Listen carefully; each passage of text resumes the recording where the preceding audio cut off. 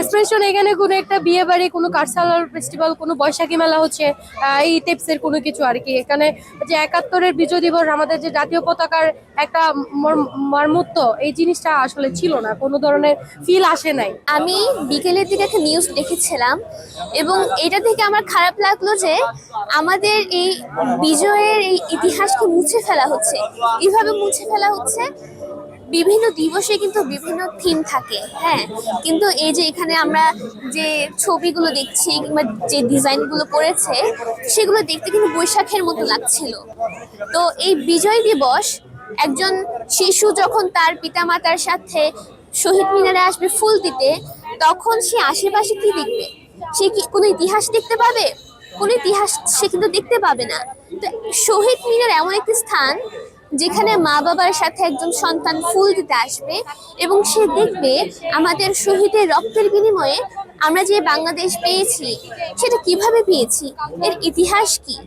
Dhaka medical কলেজের সামনে এতগুলো ছাত্র ছাত্রী মারা গেল, এর ইতিহাস যদি আমরা চোখে না দেখি কিংবা এই ইতিহাস যদি আমাদের চোখের সামনে না থাকে, তবে কিভাবে আমাদের বর্তমান তরুণরা কিংবা বর্তমানের সন্তানরা এই ইতিহাস সম্পর্কে জানবে?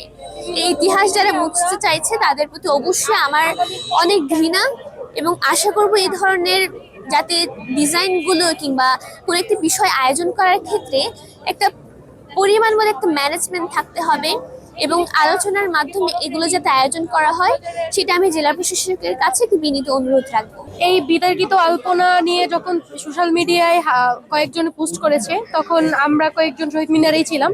জিনিসটা দেখে আমরা যখন দেখি যে একটা কালচারাল ফেস্টিভ্যালের মতো করা হয়েছে, একটা ৭১-এর বিজয় দিবসকে কোনো ন্যূনতম কোনো স্মৃতি, কোনো সিম্বল রাখা হয়নি, আমরা তৎক্ষণাৎ প্রশাসনকে জানাই। জেলা প্রশাসক মহোদয় সরজমিনে এসে দেখে গেছেন এবং তখনই আমরা ডিসিশন নিই যে এটা রাতের মধ্যে মুছে ফেলে এবং নতুনভাবে করা হবে, এই সিদ্ধান্ত নেওয়া হয়েছে। আমরা বলতে চাই, তরুণরা থাকতে ইনশাল্লাহ কোনো ৭১-২৪ মুছে ফেলা হবে না।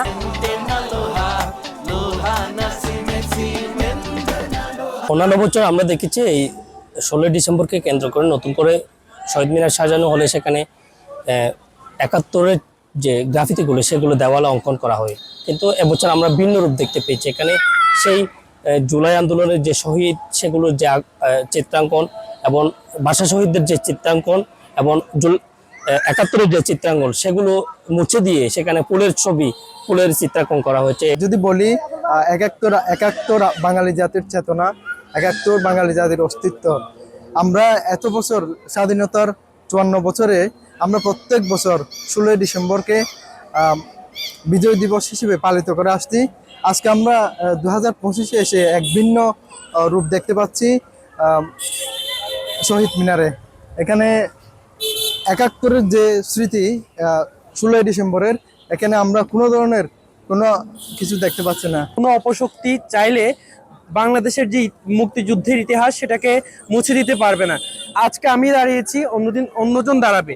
এভাবে কক্সবাজার সহ সারা দেশের তরুণ প্রজন্ম মুক্তিযুদ্ধের স্মৃতিকে সারা দেশে সবাইকে ছড়িয়ে দিবে এবং এরকম অপশক্তি যারা করবে, মুক্তিযুদ্ধের ইতিহাসকে মুছে দিতে চাইবে, তাদের বিরুদ্ধে তরুণ প্রজন্ম উঠে দাঁড়াবে। এই বিষয়টা একজন বাংলাদেশের সাধারণ নাগরিক হিসেবে আমি আসলে অত্যন্ত দুঃখজনক। এই বিষয়টা ১৯৭১ সালে মহান মুক্তিযুদ্ধের মাধ্যমে আমরা যে স্বাধীন বাংলাদেশ পেয়েছি, যারা রক্তক্ষয়ী যুদ্ধের মাধ্যমে যারা শহীদ হয়েছেন তাদের কোনো এখানে আলপনা নেই। এটা আসলে খুবই দুঃখজনক এবং এই বিষয়টি যখন সামাজিক যোগাযোগের মারাত্মক ধরনের জন্য ব্যাপক সাড়া পড়ে, তখন কিন্তু প্রশাসন এসে কিন্তু এটা নড়াচড়া বসে এবং এক পর্যায়ে কিন্তু আলপনাগুলো সরিয়ে নেবার কিন্তু তারা সিদ্ধান্ত নিয়েছেন।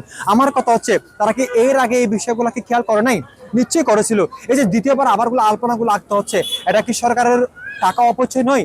এটা কি তাদের কাণ্ড জ্ঞানহীনতার পরিচয় দেননি? এই বিষয়টা আমার কাছে খুবই দুঃখজনক এবং হতাশজনক। এমন সিদ্ধান্ত তারা কেন নিয়েছে এবং এটা আসলে কার ইঙ্গিনে হয়েছে সেটা এখন দেখার বিষয়।